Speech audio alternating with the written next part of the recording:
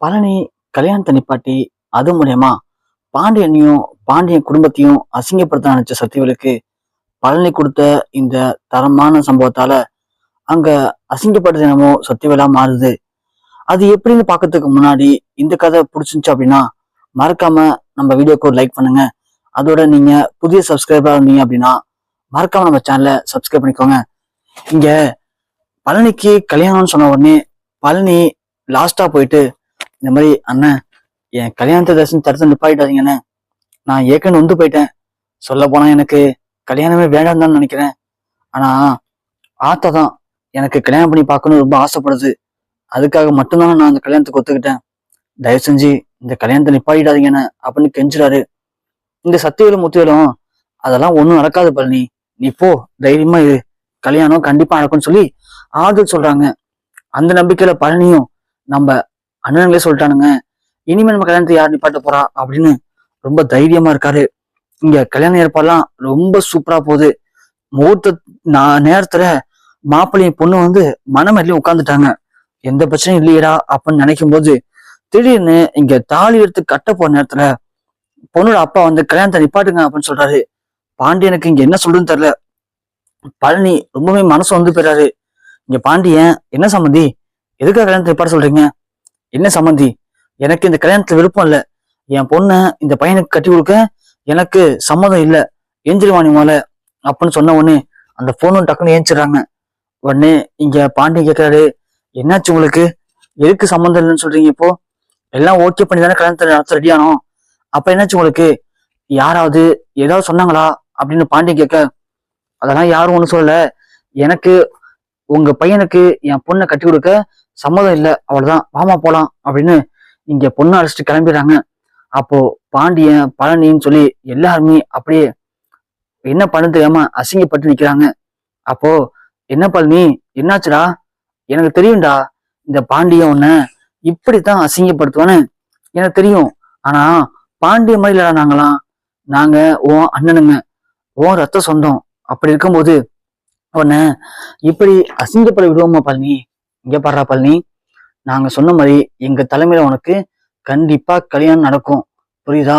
நீ ஆசைப்பட்ட மாதிரி, ஆத்தா ஆசைப்பட்ட மாதிரி உனக்கு கல்யாணம் பண்ணணும் அப்படின்னா அது எங்களால மட்டும் தான் முடியும். ஆனா நாங்க எதுவும் பண்ணல பழனி, இது தானதான் இன்னும் இருக்கு. அதுக்கும் பொண்ணு வீட்டுக்கும் என்ன பிரச்சனை தெரியல, அதை விடு. அந்த பொண்ணு போனா என்னடா, இந்த பார், நாங்க ஒரு பொண்ணு அழைச்சு வந்திருக்கோம். உனக்கு கல்யாணம் பண்ணிக்கணும்னு ஆசை இருந்தா இந்த பொண்ணை பண்ணிக்கோ, எந்த பிரச்சனையும் இருக்காது அப்படின்னு இங்க முத்துன்னு சத்தியம் சொல்றாங்க.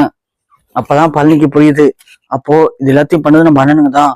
நாம கூட நம்ம அண்ணனுங்க சொல்லிட்டானுங்க, சொன்ன வார்த்தையை காப்பாத்துவானுங்கன்னு நினைச்சோம். ஆனா இந்த அளவுக்கு மோசமா அணுகுப்பானுங்கன்னு சத்தியமா எதிர்பார்க்கல அப்படின்னு பழனி அப்படி நிக்க, அப்பதாவும் பழனி, அதான் அண்ணனுங்க சொல்றாங்களாடா, அந்த பொண்ணை கல்யாணம் பண்ணிக்கப்பா அப்படின்னு சொல்றாங்க. இங்க பாண்டியனும் ஒரு வழி இல்லாம, பழனி பரவாயில்ல, அந்த பொண்ணை கல்யாணம் பண்ணிக்கோ, அதுவும் நல்ல பொண்ணுதான் அப்படின்னு பாண்டியன் சொல்றாரு. இங்க பழனி ஒண்ணு, என்ன மச்சான் பேசுறீங்க, என்ன பேசுறீங்க? இந்த கல்யாணத்தை வேணும்னு நிப்பாட்டி உங்க தலைமையில நீங்க பார்த்த பொண்ணை நான் கட்டிக்க கூடாது. இவனுங்க வீவு பிடிச்சவனுங்க, இவங்களை பொறுத்த வரைக்கும் அவனுங்க பாக்குற பொண்ணுதான் நான் கல்யாணம் பண்ணிக்கணும். ஏன்னா அப்பதான் உங்களை அசிங்கப்படுத்த முடியும். அவனுங்களை பொறுத்த வரைக்கும் தம்பி கல்யாணம் பண்ணா என்ன, கருமாதியானா அவனுக்கு என்ன, அவனுக்கு உங்களை அசிங்கப்படுத்தணும். அதுக்காக திட்டம் போட்டு காத்துட்டு இருந்திருக்கானுங்க. எனக்கு தெரிஞ்சு மச்சான், இந்த பொண்ணு என்ன ஊரு அட்ரஸ் எதுவும் தெரியாதுல்ல, அதனால காத்துட்டு இருந்தானுங்க. இப்போ இதுதான் பொண்ணுன்னு தெரிஞ்ச உடனே ஏதோ ஒண்ணு சொல்லி இன்னைக்கு பிரச்சனை பண்ணணும் முடிவா வந்திருக்கானுங்க. அதனாலதான் வரும்போதே எங்க அண்ணனுங்க எவ்வளவு தெளிவா பாத்தீங்களா, இந்த கல்யாணத்தை நிப்பாட்டுன்னு தெரிஞ்சதுனாலதான் ஒரு பொண்ணை கூடவே அழைச்சு வந்திருக்கானுங்க. அதை கூட புரிஞ்சுக்க தெரியாதுன்னா ஒன்னும் மக்கு இல்ல மச்சான், வேணாம் விட்டுருங்க அப்படின்னு சொல்ல, சக்தியில் ஒண்ணு, டேய் பழனி இங்க பாரா, நீ ரொம்ப தப்பான முடிவு எடுக்கிற. ஏற்கனவே உனக்கு கல்யாணம் போயிருக்கு, அப்படி இருந்து ஒருத்தன் பொண்ணு தரணும் நினைச்சது பெரிய விஷயம்.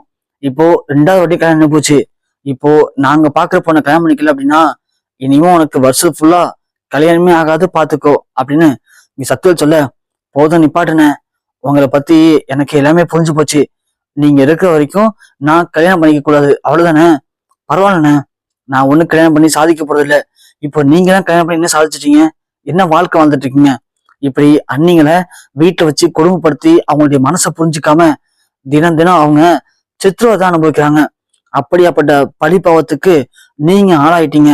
அதுக்கு பேரு குடும்பமா? அப்படியாப்பட்ட பழிபாவம் எனக்கு தேவையில்ல. நான் யாரையும் கஷ்டப்படுத்தவும் தேவையில்ல, யாரையும் கொடுமைப்படுத்தவும் தேவையில்ல. நான் இப்ப இருக்க மாதிரி நிம்மதியாவே இருந்துட்டு போறேன். ஏதோ எங்க ஆத்தா ஆசைப்பட்டுச்சு, அதுக்காக நான் கல்யாணம் பண்ணிக்கணும்னு ஆசைப்பட்டேன், அவ்வளவுதான். மத்தபடி எனக்கு இதுல எந்த ஒரு நோக்கமும் இல்ல. பரவாயில்ல. ஆனா அதுக்காக என் மச்சான் பார்த்த பொண்ண நான் விட்டுட்டு அவரு அசிங்கப்பட்டு நிக்கிற மாதிரி அந்த நேரத்துல நீங்க என்னமோ நல்லவங்க மாதிரி வந்து எனக்கு கல்யாணம் பண்ணி வச்சீங்கன்னா நான் உடனே உங்களுக்கு நம்பிடுவேனா? அது ஒரு காலம் நடக்காது. நீங்க யாரு என்னங்கிறது எனக்கு நல்லாவே தெரியும். நீங்க எப்படியாப்பட்டவனுங்க, நீங்க எது வேணும் பண்றதுக்கு தயங்க மாட்டீங்க அப்படின்னு நல்லாவே தெரியும். நான் நினைச்சிட்டே இருந்தேன், நீங்களாச்சும் இந்த கல்யாணத்தை நடத்த விட்டுறதாவது எப்படியோ தெளிவா யோசிச்சு கல்யாணத்தை கடைசி நேரத்தை நிப்பாட்டி அப்புறம் நீங்க பாக்குற பொண்ணு கல்யாணம் பண்ணிக்கிட்டேன்னா நான் உங்களை நம்பிடுவேனா? நான் உங்களை நம்ப மாட்டேன். நீங்களாம் பாம்பு மாதிரி எப்பனாலும் விஷத்த என் மேல கக்குவீங்க. ஏன் இந்த பொண்ணை வச்சு கூட என் வாழ்க்கையை சீரழிக்கணும், என் மச்சான் பாண்டிய குடும்பத்தை எப்படியாவது அழிக்கணும்னு ஏதாவது பிளான் பண்ணிருப்பீங்க. அப்படி ஒரு கல்யாணம் எனக்கு தேவையும் இல்லை. நீங்க பாக்குற பொண்ணை சத்தியமா நான் கல்யாணம் பண்ணிக்கவே மாட்டேன். அப்படி கல்யாணம் பண்ணா நீங்க பாக்குற பொண்ணை தான் நான் கல்யாணம் பண்ணணும் அப்படின்னு ஒரு சுச்சுவேஷன் இருந்துச்சுன்னா கண்டிப்பா நான் கல்யாணம் பண்ணிக்காம கடைசி வரைக்கும் ஒண்டி கட்டையா இப்படியே இருந்துடுவேன். நீங்க பாக்குற பொண்ணு எனக்கு தேவையில்ல, வாங்க மச்சான் போலாம் அப்படின்னு பழனி பாண்டியனையும் அவங்க அக்கா கோமதியும் அழைச்சிட்டு அங்கிருந்து கிளம்புறாரு. இதனால அந்த இடத்துல எல்லார் முன்னாடியும் தான் தம்பி தான் பார்த்த பொண்ண கல்யாணம் பண்ணிக்காம இப்படி சொல்லிட்டு போயிட்டானே அப்படின்னு அசிங்கப்பட்டு கூனி குறுக்கி நிக்கிறாங்க சக்திவேலும் முத்துவேலும்.